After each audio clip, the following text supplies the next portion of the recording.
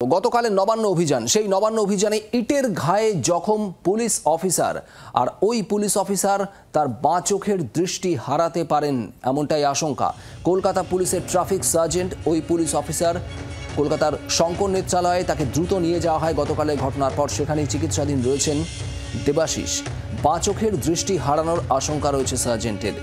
দেবাশিসের সঙ্গে গাড়িতে থাকা আরও দুই পুলিশকর্মী, তারাও জখম হয়েছেন গতকাল। আহত পুলিশকর্মীদের হাসপাতালে দেখতে যেতে মন্ত্রীদের নির্দেশ দিয়েছেন ইতিমধ্যে মুখ্যমন্ত্রী মমতা বন্দ্যোপাধ্যায়। গতকাল নবান্ন অভিযান কর্মসূচি, সেই কর্মসূচিকে কেন্দ্র করেই ব্যাপক উত্তপ্ত হয় পরিস্থিতি। বিভিন্ন জায়গায় একাধিক পুলিশ কর্মী হামলার মুখে পড়েছেন, আহত হয়েছেন। আর সেই সমস্ত আহত পুলিশ কর্মীদের যারা চিকিৎসাধীন রয়েছেন বিভিন্ন হাসপাতালে, তাদের হাসপাতালে দেখতে যেতে মন্ত্রীদের নির্দেশ দিয়েছেন মুখ্যমন্ত্রী মমতা বন্দ্যোপাধ্যায়।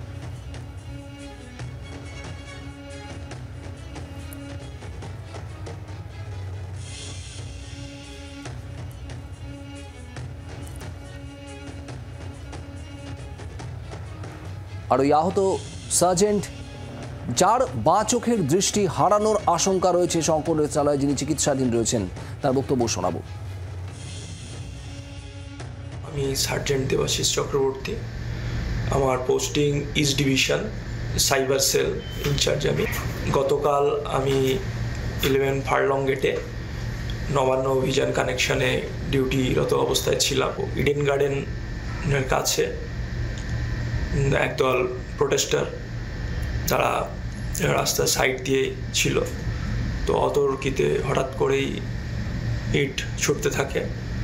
তো আমাদের গাড়িতে উইন্ডস্ক্রিন ফেটে যায়। ফেটে গিয়ে ফার্স্ট এডটাই আমার চোখে এসে পড়ে। ওখান থেকে পিজি হসপিটাল এবং এখানে শঙ্কর নেত্রালয়ে নিয়ে আসা হয়।